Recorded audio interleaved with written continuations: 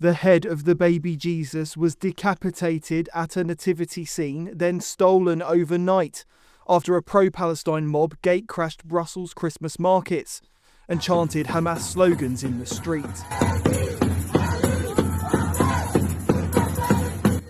The mayor of Brussels confirmed the head of the figurine of Jesus was stolen after being decapitated by an unknown culprit who took off with the head but left the body in place Friday night. The mayor's spokesman said they would replace the baby Jesus' head. The opening of the Christmas markets and switch on of the lights at the main square was gate-crashed by a mob of pro-Palestine protesters. In this video, they can be seen chanting pro-Hamas slogans and letting off smoke bombs as families tried to enjoy the Christmas festivities. The Brussels nativity scene has been target for similar acts of vandalism over the years. In 2017, the entire baby Jesus doll was stolen, never to be recovered. In 2014, protesters removed the Christ child's head, and in 2015, 3 youths vandalised the scene overnight. This year's nativity is believed to have cost Brussels €60,000 and will remain on display until the 4th of January, and was already subject to controversy. The council had removed the use of the term Christmas from the display, opting instead to call the scene Winter Wonders in order to be more inclusive. This was unable to deter the pro-Palestine mob who brandished the Palestinian flag as it barged onto the square and let off the smoke bombs. Fears have been raised over the security of celebrations across Europe in the run-up to Christmas. Markets across Germany, France and the UK have seen barriers erected around the perimeter and armed police are set to guard them. Last year saw a terror attack in the German town of Magdeburg, which killed 6, including a 9-year-old boy, and injuring 323. German councils say security costs have risen 44% in just 3 years. What's been described as a huge security operation is underway in Britain as Christmas markets come under a terror alert. We're living in a time of what feels like pretty significant social change, and it makes us question things that we've even taken for granted for decades. And one of those at the moment that people are wondering about is actually money. Is the money in your bank account safe? Should you be investing elsewhere? Are we looking at a potential global crash? What will it mean for your savings?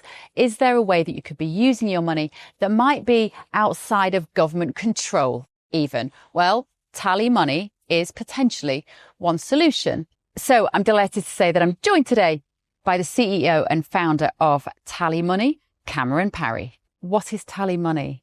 Well, at TallyMoney, you basically get gold you can spend. So we give people an individual account in their name, everyday account. They get a sort code, an account number.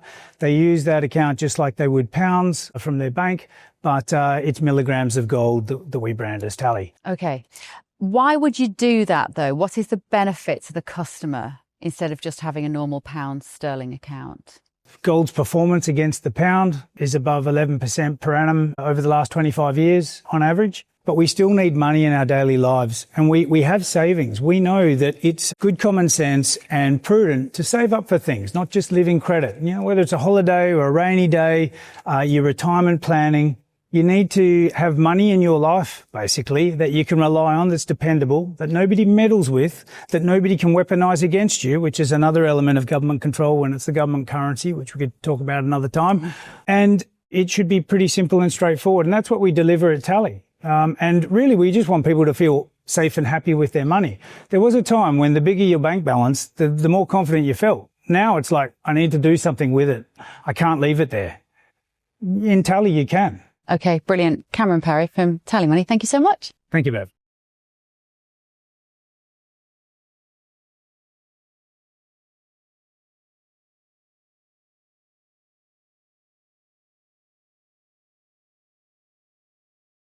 It's terrifying, isn't it? Because this is a time of year we're really meant to be celebrating, going out with our friends and family, going to these lovely markets. But it seems time and time again, people are feeling less safe at them, let alone the culture wars on them and all of that stuff. But is it the case now that we're having to put extra security at these markets for fear of attacks, Kevin?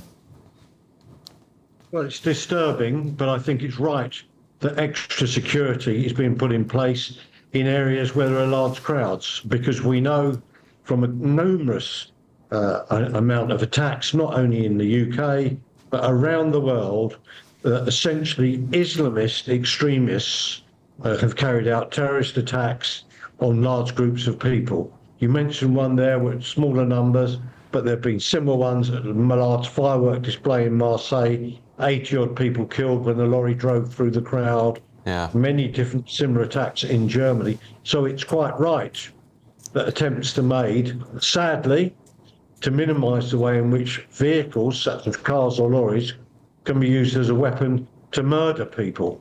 The fact of the matter is, there are thousands of people in the UK who are a concern to the security services, namely MI5 and the counter-terrorism units up and down the country, and we still fail to correctly assess the threat from some influential groups such as the Muslim Brotherhood, which exists and practices quite openly in the UK, where it is banned in Egypt, Saudi Arabia, the Emirates, Kuwait, Tajikistan, Kazakhstan, Syria, Jordan, Kuwait.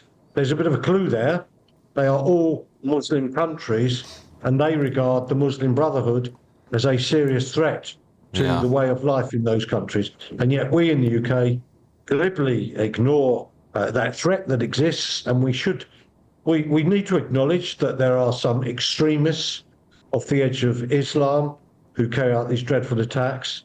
And indeed, until quite recently, the Muslim Brotherhood members were actively engaged as representatives of the Muslim community being spoken to by government. So when we're ignoring issues like that other Muslim countries face up to, we shouldn't be surprised that we need that. I say we need the security forces such as the police and MI5 take measures as best they can to protect us as we go about our business at things like Christmas shopping or these Christmas markets and so on. It's dreadful, but that's what we've come to in this country.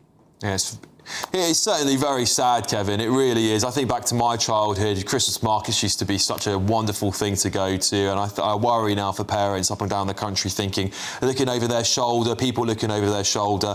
Listen, thank you so much for joining me this evening. Kevin Hurley there, former lead on counter-terrorism at the City of London Police. I know many of you are writing in here as well saying that we shouldn't have to live this way, and we shouldn't, should we? Kevin's made some really good points. Why don't we prescribe groups like that as terrorist organisations and be done with them? But also, I don't believe that in our societies we really should have to be dressing up concrete barriers with wrapping paper to disguise and keep us safe. But there we go. That's the world we live in now, isn't it? Anyway, next.